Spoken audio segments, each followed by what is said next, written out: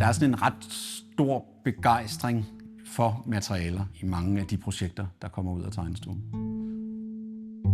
Jeg er ikke uddannet håndværker. Jeg kan sådan lidt af det hele, og ikke noget af det særlig godt i virkeligheden. Men jeg elsker at stå på et værksted, så hvis du parer et materiale og et værktøj, så har du næsten allerede et udgangspunkt. Det kan for eksempel være på den her stol i virkeligheden, at så først så skabte vi det her hjørne. Så begyndte resten af designet faktisk at give sig.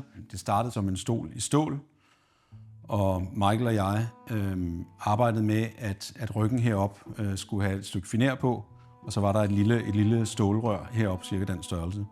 Men da vi stod og kiggede på det, så tænkte jeg, kunne det ikke være fedt, hvis det i virkeligheden bare var et kæmpestort stålrør, der var heroppe. Men det kan man ikke så godt, så derfor fandt vi ud af, at vi skal til at lave den i aluminium, så vi må starte hele vejen forfra.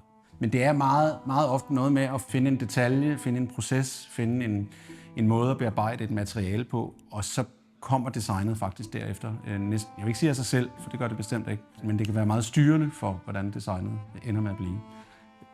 Det første lille skridt ned ind i værkstedet. Helt tilbage, da jeg var 10 år gammel, tog min mor mig ind vi var i New York, og så vi en Alexander Calder-udstilling.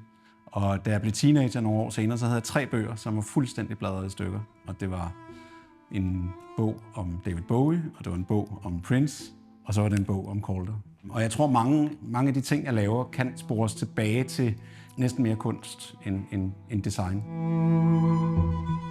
Faktisk så Rivet-projektet, der står der, startede egentlig med, at jeg ville... Det var en stol i aluminium, jeg ville lave, og jeg er meget dårlig til at svejse. Og aluminium er rigtig svært at svejse i. Det gik rigtig skidt. Så jeg endte med at finde en teknik, hvor man faktisk tapper 2 stykker aluminium sammen, og så kan man slå på det med en hammer, og så sidder det fast. Den tilgang med at sige, men det der, det kan jeg ikke finde ud af. Men til gengæld kan jeg prøve det her, og måske fordi jeg ikke er uddannet håndværker, skal ikke gøre tingene helt korrekt, og måske ikke bruge maskinen og materialet på den helt rigtige måde. Og det kan der måske også, ikke om man kan kalde det uopdaget, men der kan i hvert fald ligge noget interessant i det.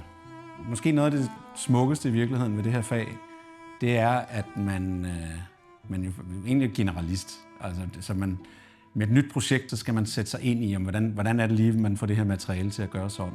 Design er jo ikke en troldmand, der sidder oppe på et bjerg og gør sådan her. Det er jo en ske, som vi alle sammen bruger, er jo lavet af en maskine, der trykker den ud. Og forstå de processer er bare, det synes jeg er enormt fascinerende. Og det bliver det heldigvis ved med at være.